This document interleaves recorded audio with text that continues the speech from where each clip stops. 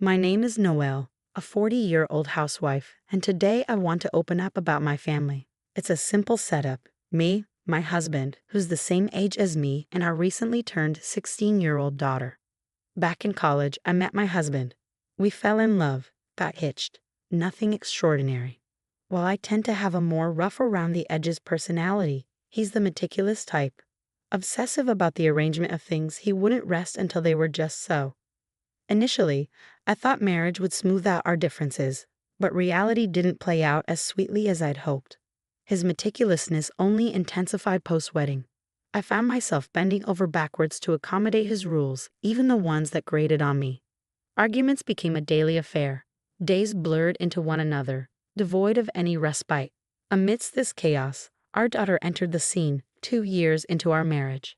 I hoped her arrival would bring tranquility, but alas, my husband's demeanor shifted drastically. Rather than adapting to our daughter's needs, he resented the disruption to his routine. Nights echoed with his sharp words directed at her tiny cries. He even declared himself exempt from any parental duties, leaving me to bear the brunt of childcare alone. Divorce crossed my mind countless times, but for the sake of our daughter, I soldiered on. I fought tooth and nail to shield her from his selfishness, even as it drained me. Yet, just when I thought I'd weathered the worst, fate dealt another blow. Despite my fervent prayers, our daughter's traits began mirroring her father's. By age 10, she critiqued my cooking and threw tantrums over trivialities. As her teenage rebellion set in, she adopted his harsh tone, turning against me in arguments. My husband, predictably, sided with her, leaving me isolated in my own home. The constant barrage of criticism wore me down until I felt like a shell of my former self. And then, one fateful morning, feeling lethargic and battling a slight fever, I struggled to maintain balance, my head spinning with dizziness. Each step felt like a Herculean effort, and I found myself confined to a chair, unable to even stand. Despite my obvious distress, neither my husband nor my daughter offered a word of comfort. Instead, their demands pierced through the haze of my illness. My husband's sharp voice cut through the air, demanding the whereabouts of his tie and socks, while my daughter echoed his self-centered concern. In my weakened state, their trivial obsessions felt like a slap in the face. Couldn't they spare a moment to tend to me, if only for today? But it seemed they were blind to anything but their own needs. Summoning what little strength remained, I bid them farewell as they left the house, only to collapse in the hallway moments later. The next thing I knew, I found myself on the living room couch, the familiar ceiling above me. Though still fatigued, a sense of relief washed over me. The uninterrupted sleep had worked wonders, rejuvenating my weary body. Despite the lingering fog of sickness, there was a strange comfort in this half-awake state. But as evening descended, reality came crashing back. Panic surged through me as I realized the time, past 5 in the evening, and the mountain of unfinished chores awaiting me. With no time to spare, I hurried to the kitchen, cobbling together a meal from whatever leftovers I could find. Just as I began to wrestle with pots and pans, my daughter arrived home. Her timing couldn't have been worse. Unapologetically, she commented on the delay in dinner, brushing off my hurried apology before retreating to her room. Soon after, my husband returned from work, adding to the chaos of the evening. "What, you're still cooking dinner?" My husband's words dripped with discomfort, his meticulous routine disrupted by the sight of me still in the kitchen. His routine after work was sacred, so any deviation must have set off alarm bells. With barely a word, he retreated to his room, the rustle of his changing clothes signaling the passage of time. I glanced at the clock, just 15 minutes left. Desperation fueled my movements as I chopped and stirred, every second ticking away ominously. Despite the rushed preparation, I managed to plate the meal just as my husband emerged. Relief washed over me momentarily, but it was short-lived. "What the hell is this? Who could eat this?" His outcry pierced the air, his dissatisfaction palpable. Confusion and frustration bubbled within me. "What's wrong?" I dared to ask, only to be met with an inexplicable surge of anger from him. "You overcooked it. The color is off, and the vegetables aren't evenly cut," he criticized, his tone cutting. "I'm sorry, I was pressed for time today," I offered weakly, feeling the weight of his judgment bearing down on me. "Pressed for time? You're not working. You have plenty of time," he retorted dismissively, igniting a firestorm within me. As if my efforts were insignificant, as if my struggles meant nothing. Why do I have to be spoken down to by a husband who doesn't even notice my discomfort?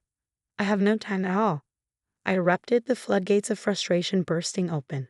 His reaction was unexpected. A step back, fear flickering in his eyes. What struggle?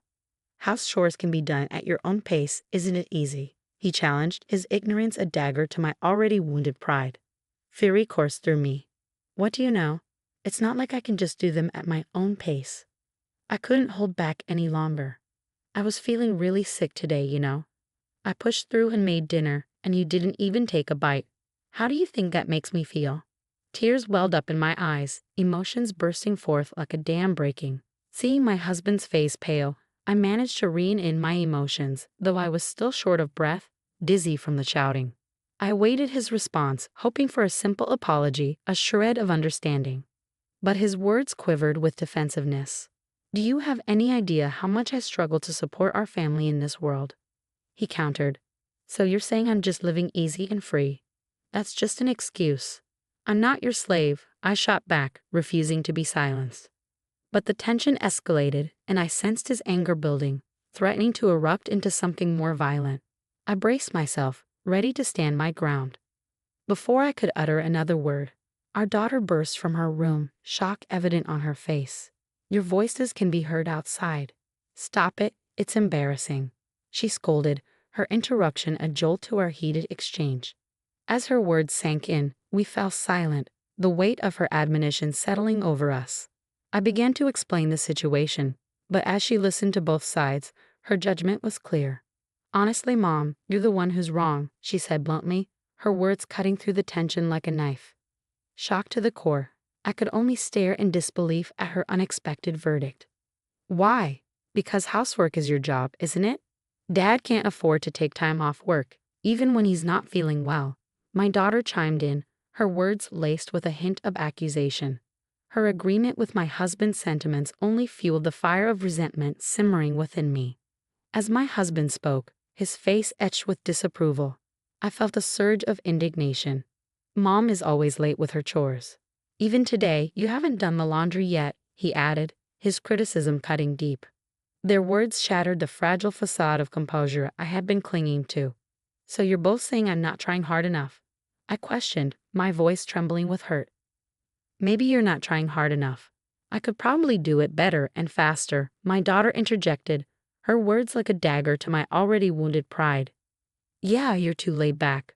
I bet we could manage without you, Mom, she continued, her callousness slicing through me like a knife. Was I truly dispensable, I wondered? Had I become so insignificant in my own home, so easily replaced? The realization hit me like a ton of bricks, driving me to flee the suffocating atmosphere of our house.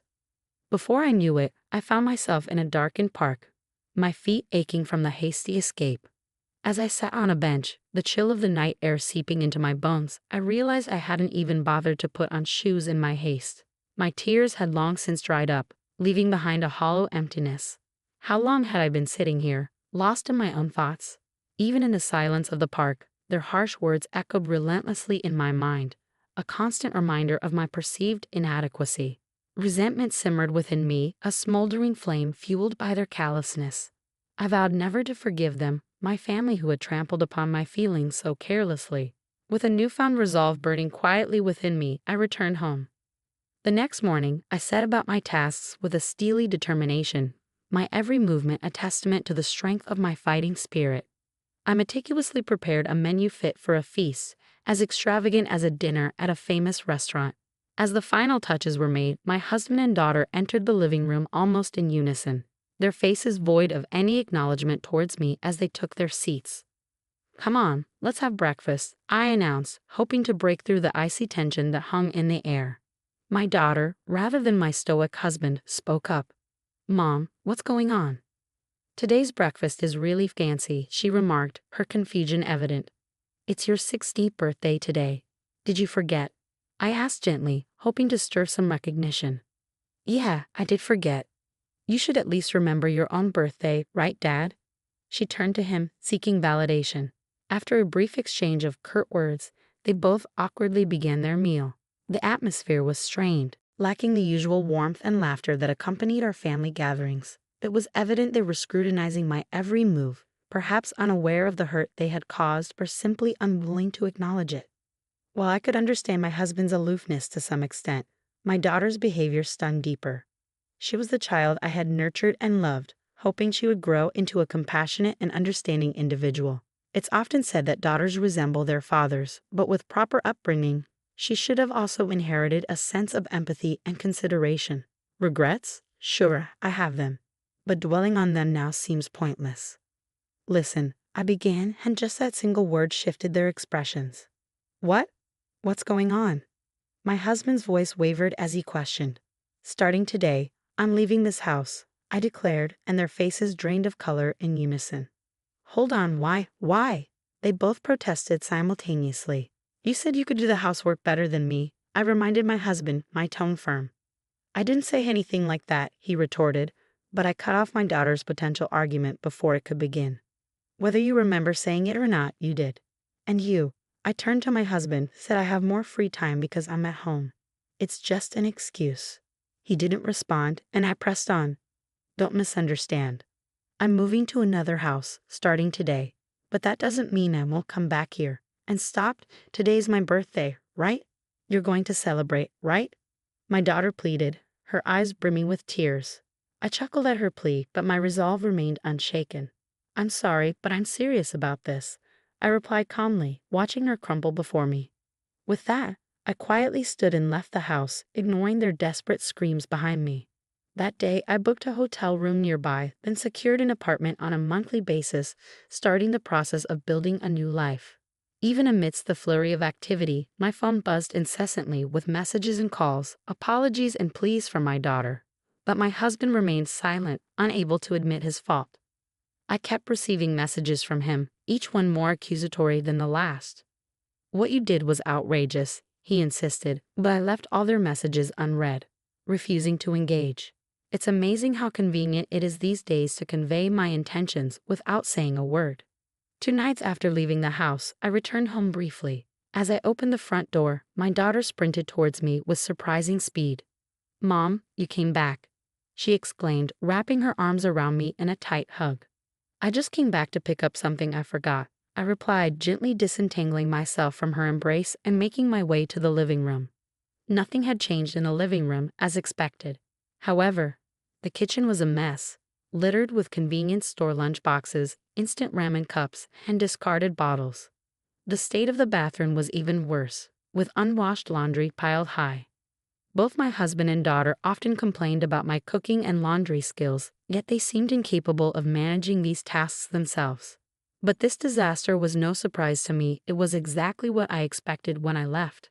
My husband was in the living room, but his pride prevented him from meeting my gaze. With a heavy heart, I pulled away from my sobbing daughter and left the house in silence that day. 1 week later, when I returned home to check on them, the house was already overrun with garbage. These two, who never bothered to clean up or even take out the trash, had allowed the mess to escalate far beyond my expectations. My daughter's face emerged from the chaos, horribly dirty, and her hair disheveled. Despite her age, it was clear she was struggling to manage even the basic aspects of daily life. And finally, at this breaking point, my husband admitted his fault. I was wrong. I'm really sorry, he confessed, kneeling amidst the rubbish, his forehead pressed against the debris. But I couldn't simply forgive him with a mere apology. Don't think you'll be forgiven just by prostrating yourself, I told him gently, feeling the weight of the moment settle over us. His despair was palpable, his eyes wide with realization. Beside me, my daughter broke down in tears. If you truly regret your actions, start by cleaning up this house.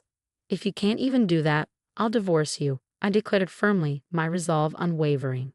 Understanding the seriousness of the situation, my husband jumped into action, clumsily attempting to tackle the mess. In the end, I took charge of the cleanup, issuing instructions to both of them as we worked tirelessly to restore order. It wasn't until 3 days later that the house was finally pristine once more. Now, shall we continue the birthday party? I asked cheerfully, looking down at my husband and daughter, who now sat in a freshly cleaned living room. From that point on, my husband took over all the housework duties. Even my daughter, who had once sided with her father, now stood by my side. Though those days were difficult and painful, I now realize they were necessary for our family to truly understand the importance of responsibility and respect.